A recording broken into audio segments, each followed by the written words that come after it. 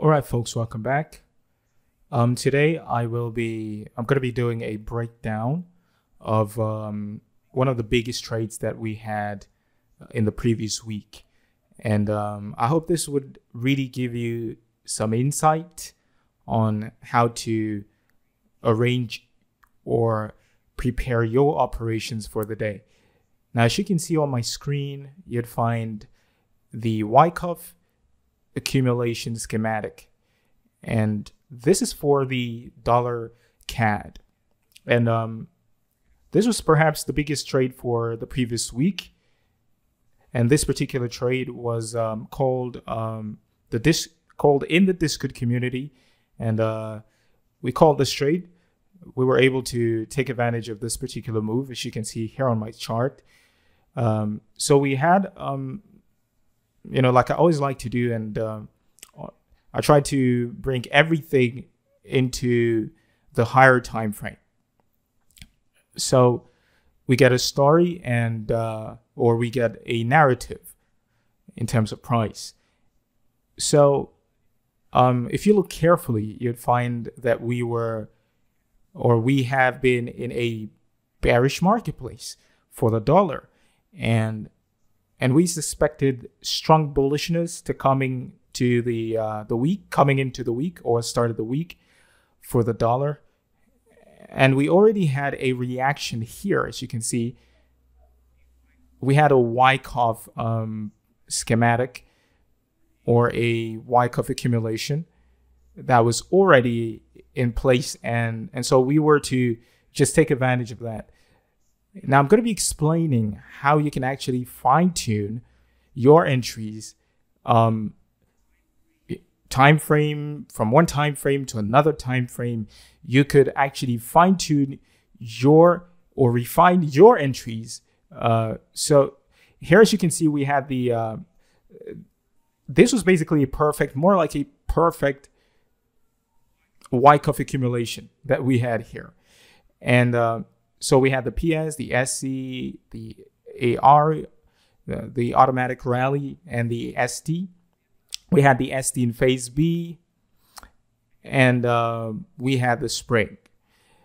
And then price just, began to break structure to the upside. And that's very important. It started taking out liquidity to the upside. And that was what we had there. And that was the very first signal. And it was really important. So we had the break of structure, price returned. We had the LPS right there. And we just continue to take out structures to the upside. So as you can see, I actually did post this on the community tab here on this channel. You can actually go check it out. This was a real life trade that we took. It's part of the community post on this channel. Now, here we had price coming in here, and we looked at this on the 2-hour time frame, and that was because that was the time frame within which I was looking at this. So, and as you can see, price traded back in here, broke the structure, took out the liquidity above, and began to trade lower. Now we called this, that was the area or the demand zone that we were expecting price to react to. And within the zone, we were expecting a reaction. Now, one of the things that we do that really helps us to refine our trades, which I'm going to share here. I'm going to brush off on, I believe this would really help you to refine your entries so you get the best entries that you can find. Now, if you look here,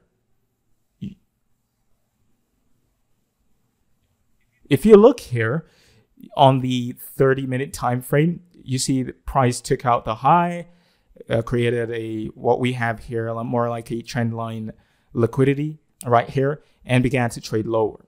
Now, we had on the 2-hour time frame, this is a 2-hour demand zone or order block or POI or whatever it is you call it. And now if you look further on the 30-minute or the 15-minute, you'd find here that we had inefficiency right there. And right there we have an inefficiency. And the moment price traded back into that, as you can see, It traded way into it, into that demand zone, reacted to the inefficiency, and boom, gave us a reaction. Now, there's something you want to do. You want to look for the Wyckoff accumulation within an accumulation, okay? And what does that mean? I break that down in a moment. Now, you want to look for the Wyckoff accumulation within an accumulation right here. Now, if you look right here, you'd find, I'm going to drag this to the side. So I want everything to, okay. Now, if you look here, you'd find that reaction, okay? And we have a fractal accumulation. That's what I always talk about. A fractal accumulation, tries to trade it back up. The entry would be around here. And the question would be how? How would that be? Now, I'm going to go back one step further. We're going to fine tune one more step, and that would be the 5-minute time frame. And that gives you, that would give you a proper entry and a proper view of what price did. And the funny thing is, I actually told or sent a message to the Discord community, and we have a group on Discord for the mentorship, and I told them to expect one of these, and this was one of the reactions that I told them. I prompted the members to expect on the lower time frame. They're in the Discord community. Now, we were expecting one of three different types of accumulation there on that reaction area, or the area where we were looking for a reaction. So we were looking for one of three accumulation types, and this was one of them. Now, if you look here, if you have a good look, you'd find, I'm going to draw this, I'm going to bring in the tags. I'll mark this so we get a clear idea of what I'm talking about. Now you have your SC right there. Now we've got the SC, we're going to have an ST right there. Now, this is what I refer to as an accumulation within an accumulation. All right. And I know you may be asking questions like, what about the wicks? Now, if you take out the wicks, you find out that the body of the candles is right here. And this would have been the spring right here. And we had the automatic rally right here. I'm going to, right here, we have a spring.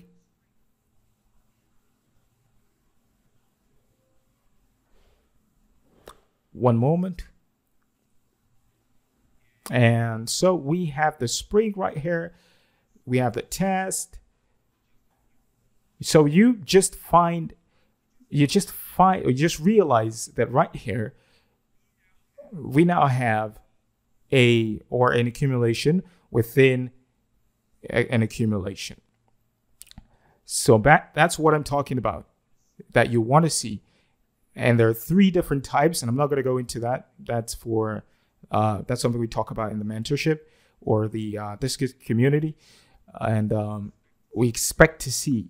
So we've got the right here. We have that was the test right there. My bad. So we've got the test right here. LPS would have been right there, right here. And that was the entry. That would have been the entry. The moment price took out this high, and one more time, look at the bodies of candle. That's where we have the volume. Don't pay so much attention to the wicks. And so this would have been the high. Price broke that high. So that would have been the break of structure, and we had the price returning in here. This would have been the entry. Now, I want you to take a moment and go look at the community tab. on this channel, and you'd find that entry just at this area. And this particular trade was called, we were able to take some really good bunch of pips out of this till the following day, before we saw the sharp reaction from the news release right here. So the entry was around this zone, the LPS right here. That was where we had the entry right there. And this would have been giving you a really low drawdown, low risk, and you'd risk very little, and so you'd be able to maximize on the volume size that you use. And one of the things that I always advise traders to do is this: if you have, if you have this area as the reaction zone, I always, prompt traders or members of the mentorship to look for a reaction of that zone, and the formation of an accumulation within an accumulation, or a distribution within a distribution, would really mostly validate your entry and add an extra, what I consider to be an extra layer of confirmation to your entry. And that is always something that you want to look for, and you really want to take advantage of it. So that was the entry right there. So if you had taken that, and let's say your stop was just about here, that would have been a 5 pip stop. But if you use the body of the candle, that would have been a 3.7 pip stop. And price moved that day. It moved a 30 pip. It had a 30 pip move, and that would have been a 1 to 10. And we had it the following day. We had even more reaction the following day before the decline, as you can see. So this would have been a total of 1 to 18 risk to reward. As you can see, price reacted to that area, took out that area. So that would have been your primary target, the very first target, within which you would have been able to take off 70% or 60%, as the case may be, and hold the rest for the following day. I took half, and price reached this zone. Now, how many pips would that have been for a 3.7 pip stop? How many pips gain, or how many pip gain? That would have been 73 pips. That would have been a 73 pip gain right there. So that was what we saw. I think that was on Tuesday, earlier on in the week, the 26th. I think the 26th was let's see, what day was that? The 26th of October, and that was the trade we took on the 26th. And the 26th, like I said, was a Tuesday. That was the very first trade that we took. It was on a Tuesday. Yeah, so that was it right there, and it was a really good one. So this is one way you can actually do this. You identify the true range that you're dealing with. The second thing you want to do is identify the zone. When you've identified the zone,